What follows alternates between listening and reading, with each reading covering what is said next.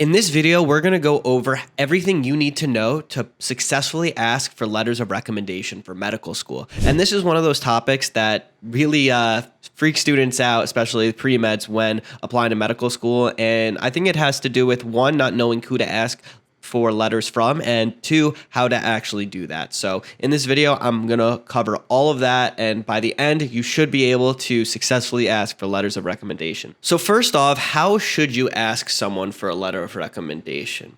Well, there's a few things you shouldn't do. You shouldn't just go in and assume that someone's going to write you a letter of rec just because you got a good grade in their class. There's students all the time that will ask, for example, an orgo professor because they got an A for letter of rec, but that professor barely even knows who they are. And therefore, just because you did well in their class doesn't mean you're actually going to get a strong letter of recommendation. So you really want to ask people that truly know who you are. So that would be professors that you've engaged with, you've gone back and forth, maybe you've gone to their office hours. That's one of the ways you can definitely improve a relationship to get a letter of rec, is showing up to the office hours frequently and getting to know that professor. Maybe you've had multiple email exchanges with a professor. I would make sure to ask genuine questions that really show you put thought into the class and are taking it seriously. And you could have email back and forth with the professor. That's another way to help. But again, you should be getting to know that professor in person. So let's say there's someone you know you want to ask. Well, you want to be very courteous. You want to set up a time to actually speak with that professor. So you can email them to set up a meeting, or if you go to the office hours, you could ask there to set up a separate meeting. Or if nobody else is there, then that's a good time to potentially ask. Now, when you are asking for a letter of recommendation, make sure it is known to them why you would value their letter. This will help that professor understand why you want them to write the letter, and they'll also feel valued in doing so. So you can say something like, I've really gotten a lot out of this biochemistry class under your teaching. I feel like my knowledge base has grown, and I feel like I've been fortunate to get to know you over the course of this semester, and I'm hoping that you were able to know more about me as well, and therefore I was wondering if you would be willing to write me a letter of recommendation for medical school. And if not, I totally understand. Always give them an out. And one trick I like to use, but some students aren't comfortable doing it, and you kind of have to know the professor. Like, if you know someone's going to write you a really good letter of rec, you don't have to use this trick, but sometimes students will write someone to, or ask a letter of rec from someone who's kind of on the fence of, like, do they even know that student? And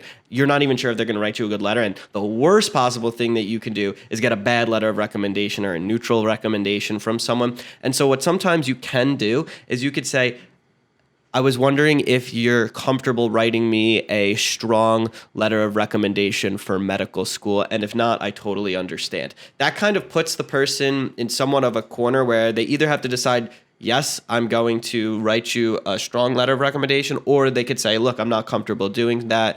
And that's totally okay. You rather them say that than them saying, you just asking, can you write me a letter? And then they write a bad letter or a neutral letter. So sometimes you can use that strategy. That's a little trick I have my students use. Someone told me about that. Well, actually, when I was in earlier on in medical school, they were talking to me about matching for residency, and they use that trick. So I've been using that since with my students, and I think it works really well, especially for the letters that are somewhat marginal, where you don't know if that letter writer is actually going to get you to write you a good letter. With that said, you really should only be asking people that you think will be writing you a strong letter. So once you've asked someone for a letter of recommendation, you want to make sure it's very easy for them to actually write that letter. So you want to give them all the information that they could possibly need, and you could ask them specifically what they would want. So you could say, I would be happy to provide you with my CV, a draft of my personal statement if you have one, and I would also send them the AMC or whatever application services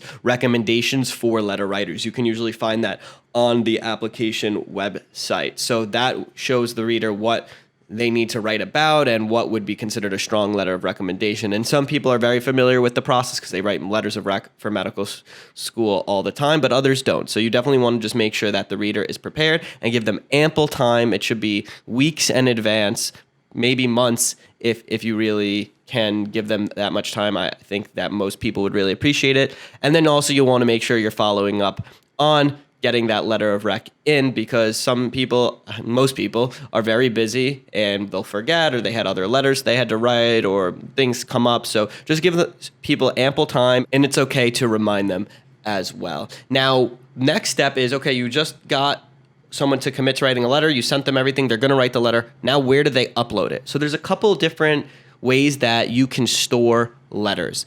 The first is if your pre-health committee will store it for you. So for example, some pre-health committees at schools, if your school has one, will ask you to send them all the letters of rec, and they'll have their own requirements. For example, like let's say they want one science professor, one doctor, one from someone from an extracurricular or leadership position that you've had, and then one from a non-science professor, for example.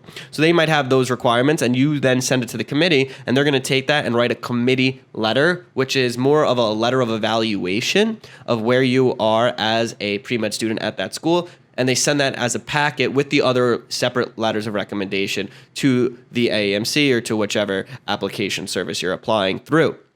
Now, not every college has a committee, so if they don't and they don't store your letters, then there's two other options. You could either store it through the application service. So if that's the case, let's say you ask Professor A to write you a letter for you, then you would, once the application service is open, which this year they're already open since I'm filming this in May, then you would send them a request directly through the application service so that the professor could upload it right there. One thing that I like to do and have my students generally use is a third-party service called Interfolio to store letters. And the reason being is, let's say you're going to be applying to MD schools, DO schools, and also let's say Texas schools because they have a different application. If you use Interfolio, which is a third-party application service, then whoever you request letters from, first you can opt to not be able to see the letters when they upload it into your Interfolio, which you should definitely do.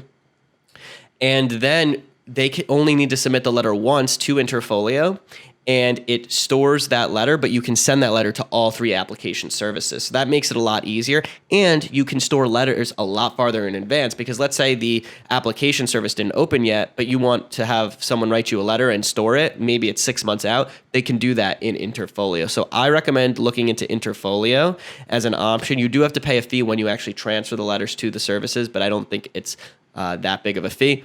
But to be able to store it there, it's free. So what you do is you make an account, then you then you send the requests, and you're good to go. I have more in-depth videos on how to use Interfolio in my actual program. So if you're interested in that, you could click the link below and schedule a call and see if our pre-med consultants program is a good fit for you. So they've uploaded the letter. You're pretty much good to go. Another question that comes up is, how many letters should I actually send to medical schools? Now, I would say you at least want to send 3 letters of recommendation, but you could request up to 6. So, for example, a lot of schools will ask for some sort of a science professor. So that would usually be a professor in bio, chem, physics, anything that usually a class that goes into your science GPA, that's going to be considered a science professor. Then someone from a non-science professor, and then a third from, let's say, an extracurricular activity or a clinician like a doctor. So I know if you're applying to DO schools, some schools will say you don't need to. It's not an absolute requirement, but it helps if you have a letter from a DO physician. Again, this is not a requirement. You can definitely get into osteopathic medical schools without having a DO letter of rec. So I would still recommend applying to both if you can and if you want to just broaden your chances. But those are generally who you want to get letters from. If you really want to go all out, you can get 2 science professors, 2 extracurriculars, and 1 non-science professor. A lot of people ask, can I get from a family friend or someone like that? I would be careful with that. If you have like aunt that's a doctor, but it's a different last name, I would tread lightly there, because you don't want to seem like you're just trying to game the system, and if that comes out, it might not always be the best look. So I would avoid having family write you letters of recommendation. But if you shadow a physician that, let's say your aunt that's a doctor set you up with, and you worked with them for a while, that's totally fine. You could have them write you a letter of rec. The goal is really to get people who know you well to write you letters of recommendation. All right, so in this video, we covered who you should ask for letters from, how you should ask them, how to store letters. And those are pretty much the biggest concerns I see from students when it comes to letters of recommendation. If you have any other questions about this particular topic or anything in pre-med in general, then you can write that in the comments below. Please subscribe. We're putting out a lot of YouTube content. We're going to be doing a lot of videos like this. So if you're pre-med and you really want to make sure that you're doing all the right things to get into medical school, then subscribe. I'd really appreciate it. And I'll see you in the next video.